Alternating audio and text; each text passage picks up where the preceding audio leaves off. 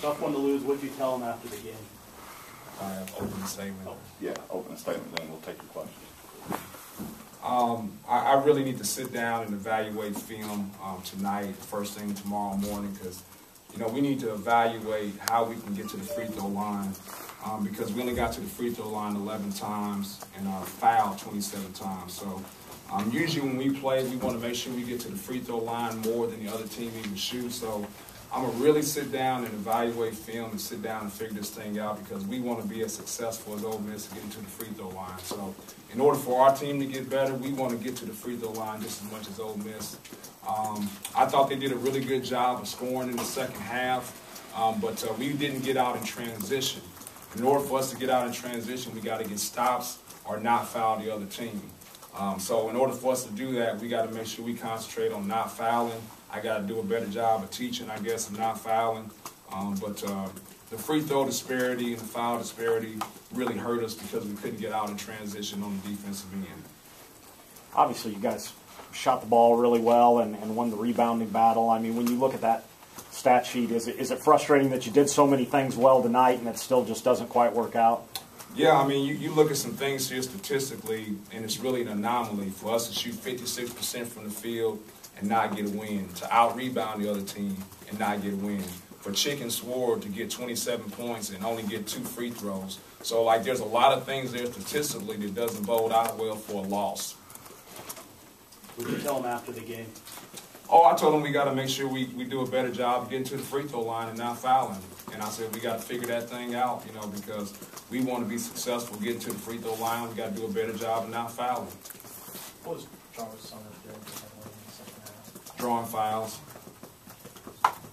Was it a lack of aggression on your part of the team, or was it something else? What was due to the lack of free throws? That's something you guys have harped on all season and gotten to the line all season. Oh, Michael, I think you said it great. We've done a tremendous job of getting to the free throw line all year long. We usually shoot more free throws than the opposing team, and most people play off of us, and we attack because we're driving the basketball team. But I thought it was a couple things as far as like us not being able to attack. The biggest thing is they were shooting free throws, and so it was coming from a dead ball situation. And we're really good when we get a defensive rebound, able to push it out. But if there's no defensive rebound because they're shooting free throws, then it's a problem.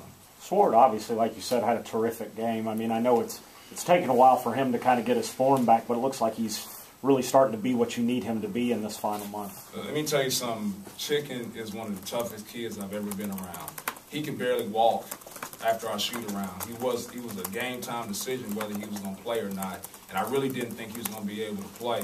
He came down wrong and shoot around and kind of twinged his back there, and we didn't think he'd be able to play. So for him to come out with that type of performance, with his back in pain, just really says a lot about the toughness of the kid. Were you happy with your team's aggressiveness, driving to the hole to try to get fouled? Oh, I thought we drove to the hole. I thought we got a lot of paint touches. I just guess there weren't fouls. So we just got to make sure we either finish those, and that's a way to kind of abet everything. Just finish those, or draw fouls. Chicken's a guy that's not really known for his three-point shot, but has he been making more in practice or anything like that here lately? Yeah, it's something that we've been concentrating on because at some point in time, in order for him to grow as a basketball player, he's got to be a threat from the three-point line. So they play zone most of the time, and so like that leads to more threes. Now, we still want him to be aggressive attacking the basketball, but at some point in time, you got to take what the defense gives you, and he has some opportunities to make some threes. And I think they were playing off of him a little bit because they didn't want him to attack in the paint. I think you led 29 minutes of this game, led a lot in the Georgia game. What needs to happen to get over that hump? Well, that's a great question, and I think the one thing that we need to do is we need to do a better job of controlling the defensive glass. And then the other thing that needs to happen for us is we've got to get stops down the stretch. When it's all said and done, you've got to get stops down the stretch, and we didn't do that. So if we want to be better against Georgia, we want to be better on the road against the Ole Miss, we've got to get stops, and we've got to do it without fouling. Taking away some of those negatives, we just mentioned the stat sheet in some ways is in your favor tonight. In some ways, and yeah, in a lot of ways. Right. So do those positives maybe give you guys some confidence coming out of this game, even though obviously you don't ever want to lose? Yeah, I mean, but I think we're past the point of like moral victories. You know, we want to win. And so in order for this program to take the next step, we got to win games like that. We can't be satisfied with being in them. Now, am I happy the way our guys are playing and getting better and progressing from where we were? No question about it, but we want to take that next step and actually win that road game.